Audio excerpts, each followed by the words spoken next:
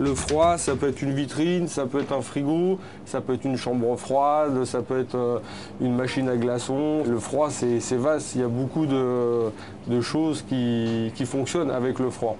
Donc là, je sors le groupe de la vitrine pour vérifier que tout est bien câblé. Au niveau du boîtier électrique, c'est un groupe froid qui refroidit la vitrine pour que les produits restent bien au frais jusqu'à la mise en route du service. On arrive à la fin du chantier et on revérifie une deuxième fois que tout est bien câblé au niveau des borniers pour qu'il n'y ait pas de problème à la mise en route. On nous a donc confié les travaux d'installation du self-service, donc du restaurant de la préfecture de police. On était habitué à une époque à avoir des selfs en ligne, les gens qui faisaient la queue avec les plateaux sur une longue distance. Maintenant, on préfère ce positionnement avec des îlots. D'abord, c'est plus joli, et puis c'est aussi plus convivial. Et on a remarqué que les gens faisaient moins la queue. Voilà. Donc on met les entrées ou les desserts du jour.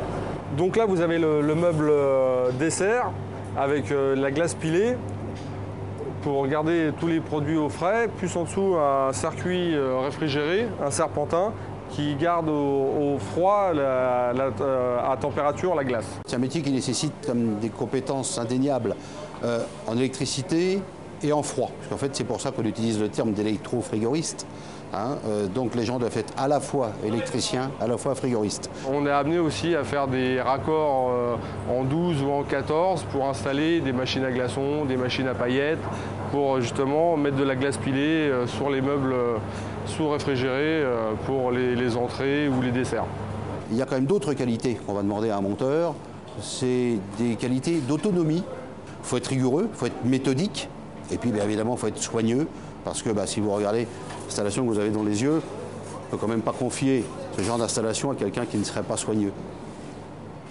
Très souvent, ces formations se font en alternance, c'est-à-dire que l'élève est à moitié à l'école, à moitié en entreprise, et ça permet de ne pas à la sortie avoir le défaut qu'on connaît généralement de quelqu'un qui a beaucoup de connaissances théoriques, mais qui est arrivé sur le terrain et un petit peu perdu. Donc on leur apprend, ils apprennent avec les anciens. Concrètement, on essaye de payer les gens convenablement, mais on essaye surtout aussi de valoriser les gens, c'est-à-dire qu'on les responsabilise dans leur métier. Et je sais que les gens sont fiers de leur travail. Une fois réalisé, vous voyez que c'est quand même assez joli.